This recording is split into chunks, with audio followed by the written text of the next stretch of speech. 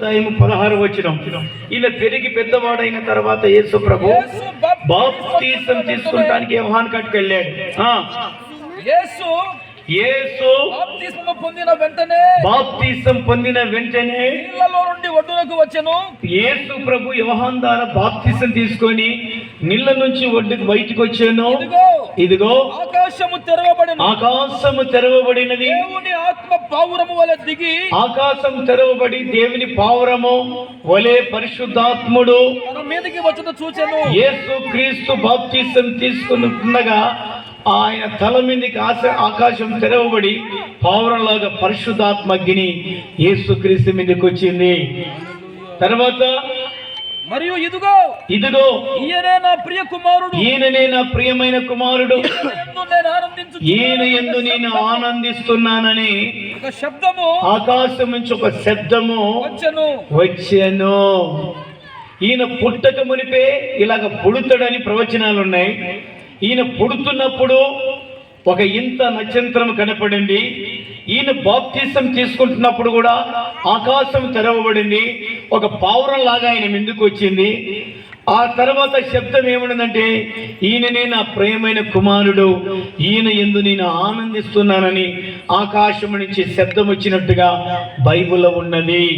దేవుని బిడ్డలారా, బైబిల్లో పెద్ద పెద్ద మేధావులు పుట్టారు, పెద్ద పెద్ద దైవజనులు పుట్టారు, పెద్ద పెద్ద పేరు పొందిన పుట్టారు. కానీ ఇలాగా పుడుతున్నప్పుడు ఒక వింత, ఈయన బాప్తిసం తీసుకున్నప్పుడు కూడా ఒక ఇంత, ఒకవేళ ఈయన పుట్టక మునిపి ఒక ఇంతలు ఇలాగ ఎవరు చరిత్రలో జరగలేదు. తర్వాత ఆయన ఈ లోకములో సంచరిస్తున్నప్పుడు బాప్తిసం అయిపోయిన తర్వాత ఆ బాప్తిసం తీసుకున్నప్పుడు కూడా ఆ వింత జరిగింది కదా.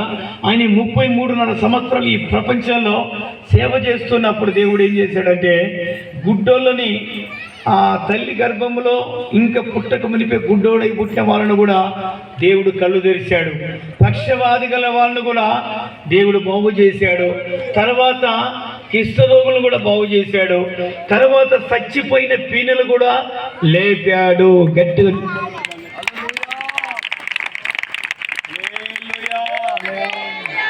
చెప్పండి హల్లెలూయా. చచ్చిపోయిన పీనెలు కూడా లేపాడంట దేవుడు. 33.5 సంవత్సరాలు ఈ లోకంలో బాప్తిసం అయిపోయిన తర్వాత దేవుడు సంచరిస్తున్నప్పుడు ఈ లోకంలో ఒకసారి దేవుడు ఒక చోట సువార్త చేసి వస్తూ ఉండగా ఆ ఒక ఊర్లో భర్త చనిపోయి ఒక కొడుకున్నాడు. కొడుకున్నప్పుడు ఏదో కొడుకు ఉన్నాడు కదా, భర్త చనిపోయాడని కొడుకు మీద ఆధారపడి ఆ బిడ్డ బతుకుతూ ఉంటే హఠాత్తుగా ఆ ఎదవరాల కొడుకు చనిపోయాడు. చనిపోయిన తర్వాత భర్త చనిపోయిన తర్వాత కొడుకు మీద అనుకుంటే కొడుకు కూడా చచ్చిపోయాడు. అప్పుడు పరలాను పోట్లు ఏడుస్తుంటే ఆ ఇంటి పక్కలంతా తలకింత వేసుకొని, ఎందుకు ఏడుస్తావమ్మా, దురదృష్టం వల్ల జరిగింది ఎందుకులే అని పాడగట్టుకొని ఆ పిల్లవాడిని మోసుకొని వస్తుంటే ఆయన పాడెంపడి ఏడ్చుకుంటా, నేను ఎవరి కొరకు బ్రతకాలి, ఎందుకు బ్రతకాలి, ఏదో నా భర్త చనిపోయిన తర్వాత నా పిల్లవాడు ఉన్నాడని పిల్లవాడిని మీద ఆనుకుంటే కూడా పిల్లవాడు చనిపోయినాడు. నా పిల్లవాడిని గుట్టలు పెట్టిన తర్వాత సమాధులు పెట్టిన తర్వాత నేను ఇంటికి వస్తే ఎవరి కొరకు బ్రతకాలి, ఎందుకు బ్రతకాలని ఆమె ఆలోచనలో ఆమె దుఃఖ కాంతురాలే పాడెంప నడుచుకుంటూ వస్తుంది, ఏడ్చుకుంటూ వస్తుంది. ఆ ఊరు ఉన్న వాళ్ళు కూడా పాడెంప నడుచుకుంటూ వస్తున్నారు. ఆమె ఒక్కటి ఏడుస్తుంది కానీ ఎవరు ఏడవలేదు. ఒకవేళ ఎవరైనా ఎదురొచ్చి అక్కడ నువ్వు ఏడవద్దు, నీకు ఒక 10 కోట్లు కానీ ఇస్తామో, ఏదో చనిపోయినాడంటే ఆమె దుఃఖము, ఆమె వేదన 10 కోట్లు కాకపోయినా 100 కోట్లు ఇచ్చినా కూడా ఆమె వేదన పొరపాటున ఆగదు. దేవుని బిడ్డలారా, అలాగ పాడెత్తుకుని వస్తున్నారు. ఆ ఎదవరాల పాడెంపడి ఏడ్చుకుంటూ కుమారుని పాడెంపడి ఏడ్చుకుంటూ వచ్చింది. వస్తూ ఉండగా మన ప్రభు అయిన యేసుక్రీస్తు ఆ కాలములలో సువార్త చేస్తున్న దినాలవి. యేసుక్రీస్తు ప్రాంతంలో సువార్త చేసి ఆ గవనికాడ పీనుగ ఎదురు వస్తుంటే యేసుక్రీస్తు శిష్యులు కూడా పీనుగకి ఎదురొచ్చారు. ఎదురొచ్చినప్పుడు ఆయన ఒక్కటి ఏడుస్తుంటే దేవుడు చూశాడు.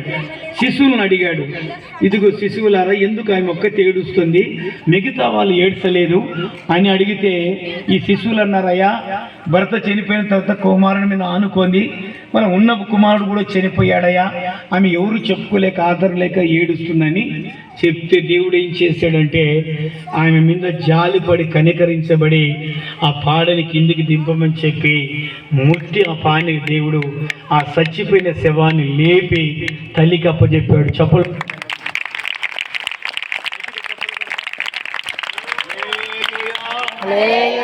హల్లెలూయా. లూకా సువార్త 7వ అధ్యాయము 11వ వచనం. ప్రపంచంలో ఇలా చచ్చిపోయిన శవాలను లేపిన ప్రవక్తలు కానీ దైవజనులు కానీ ఎవరు కూడా లేరు, ఒక యేసుక్రీస్తు తప్ప. చదువుదాం. నాయనని ఒక ఊరికి వెళ్ళుచుండగా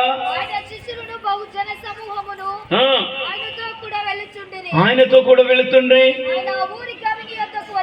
దేవుడు ఆ ఊరి గవిని యొద్దకు వచ్చినప్పుడు చనిపోయిన ఒకడు వెలుపలకు మోసుకొని వెళుచుండగా అతని తల్లికి అతనికి ఒక్కడే కుమారుడు, ఆమె ఎదవరాలు.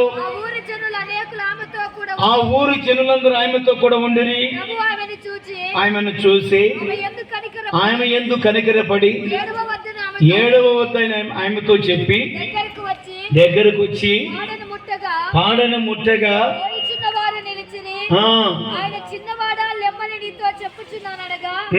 చనిపోయిన వాడు లేచి కూర్చుని మాట్లాడారు. చెప్పలు కొడతా గట్టిగా. హల్లెలూయా, హల్లెలూయా. ఎదవరాల మీద కనికరించి దేవుడు మన ప్రభు యేసుక్రీస్తు 2000 సంవత్సరాల కింద పుట్టిన దేవుడు ఆ చనిపోయిన కుమారుని, ఎదవరాల కుమారుని లేపి పేడ మీద ఉన్న వాడిని లేపి తల్లికి అప్పచెప్పాడట. అదే కాదు, సమాజం అన్న అధికారి కూడా తన కుమార్తె చచ్చిపోతే ఇంటికి వచ్చి తన కుమార్తెను లేపినట్టుగా మార్కు సువార్తలో రాయబడి ఉన్నది. ఇంటికి పోయి చదువుకోవాలి. మార్కు సువార్త 5వ అధ్యాయము 41వ వచనంలో లాజరు కూడా చచ్చిపోయిన తర్వాత 4 రోజుల తర్వాత యేసుక్రీస్తు మార్త మరిగల ఇంటికి వస్తే, యేసయ్యా నువ్వు ఉంటే మా తమ్ముడు బతుకుతుందని మార్త మరిగ ఇద్దరు ఏడుస్తుంటే యేసు ప్రభు కాడ యేసు ప్రభు సమాధి కాడికి తీసుకుని వెళ్ళి 4 రోజులు చచ్చిపోయి సమాధులు పెట్టిన లాజరుని పేరు పెట్టి దేవుడు పిలిచి ఆ చచ్చిపోయిన డెడ్ బాడీని సజీవ లెక్కలుగా ఉంచాడు. ప్రపంచంలో మేధావులు పుట్టారు, చక్రవర్తులు పుట్టారు, రాజులు పుట్టారు, దైవజనులు పుట్టారు, కానీ ఇలాంటి సూచక్రియలు, మహస్త కార్యాలు, ఇలాంటి చచ్చిపోయిన శవాలు లేపిన దేవుడు ఎవరు లేరు.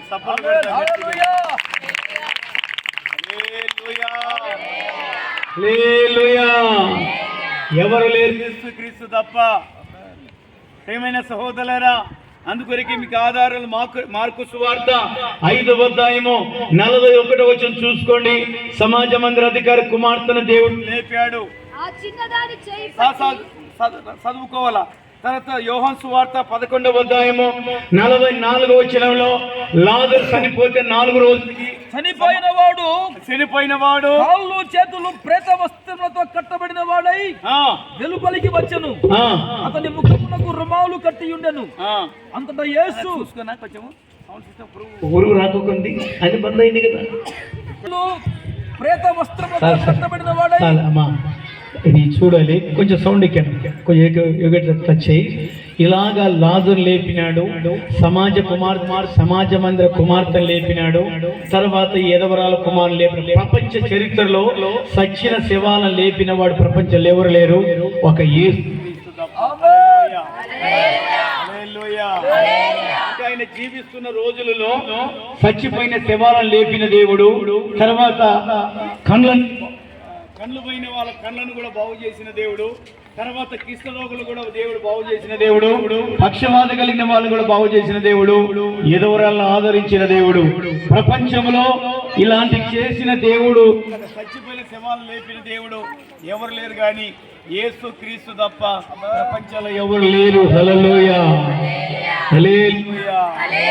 తర్వాత ఏం జరిగిందంటే, ఈయన మతపచారని, ఈయన ఏదో ఒక మతాన్ని స్థాపిస్తున్నారని కొంతమంది ఆయన మీద న్యాయస్థానాలు మోపి, అయ్యా నువ్వు ఏదో గలిబిలి చేస్తున్న ప్రజల్ని, నువ్వు మతపచారం చేస్తున్నావు అని చెప్పి ఆయన తీసుకుపోయి రోమా చక్రవర్తులు అందరూ తీసుకుపోయి సిలువని వేశారంట. దేవుని బిడ్డలారా, ఆ సిలువ ఇంచుమించిన హైట్ 15 అడుగులు, అడ్డం 8 అడుగులు, దాని తూకం 150 కేజీలు సిలువది. 150 కేజీల సిలువని ఉదయం 9 గంటల మొదలుకొని మధ్యాహ్నం 3 గంటల వరకు గొలగత కొండకి దేవునికి మోపించారు సిలువని.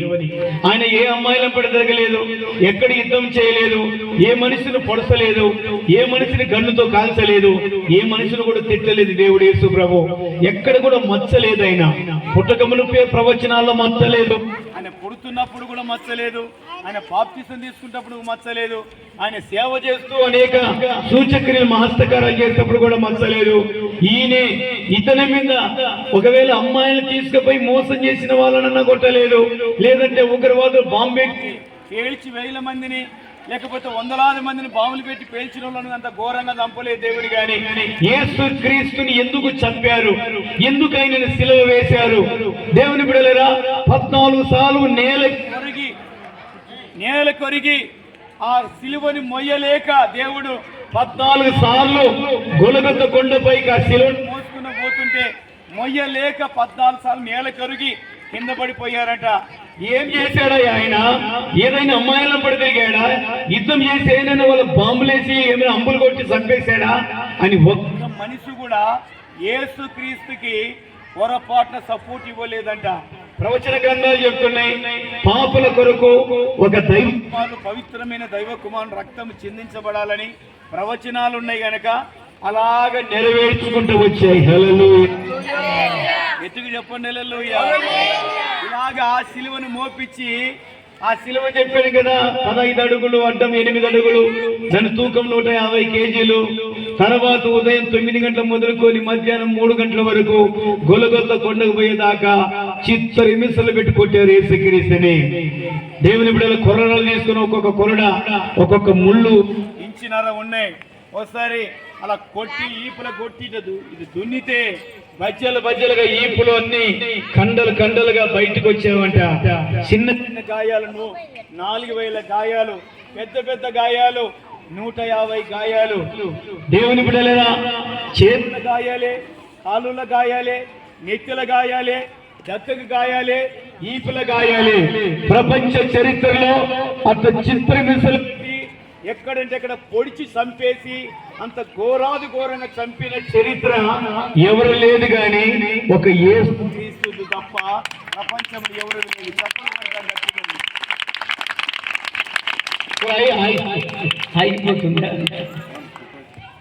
గట్టిగలలో చెప్పండి అందరూ.